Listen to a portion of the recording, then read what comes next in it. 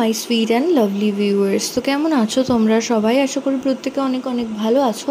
আজকে আমরা চলে এসেছি নতুন আরেকটি ইনফরমেটিভ ভিডিও নিয়ে। তো আজকের ভিডিওতে তোমাদের সাথে কথা বলবো যে গর্ভবতী মায়ের কোন অংশ ফুলে গেলে বা চেঞ্জেস হলে মনে করা হয় যে গর্ভের আগত সন্তান একটি পুত্র সন্তান আসতে চলেছে।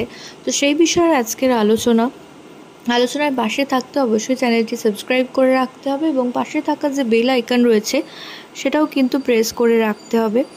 এতে করে ভিডিও আপলোডিংয়ের সাথে সাথে কিন্তু আপনারা নোটিফিকেশন পেতে থাকবেন। তো যদি দেখেন গর্ভাবস্থায় কোনো মায়ের পা ফুলছে এবং সেটা আস্তে আস্তে বেশ অনেকটাই ফোলা আকৃতির হয়েছে, তো সেই ক্ষেত্রে মনে করা হয় যে গর্ভের আগত সন্তানটি একটি পুত্র সন্তান আসতে চলেছে।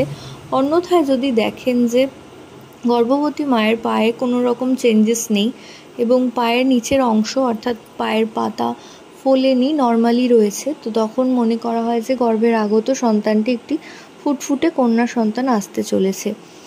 তো আশা করছি ভিডিওটা আপনাদের কাজে আসবে এবং এই যে সমস্ত ধ্যান ধারণা সেগুলো কিন্তু ওল্ড ওয়াইফ টেলস থেকে নেওয়া হয়েছে। এর সাথে বৈজ্ঞানিক কোনো ভিত্তি নেই এবং এগুলো কখনোই কোনো চিকিৎসকও আপনাকে এই বেসিসে বলবেন না যে এটা ঠিক এটা ভুল।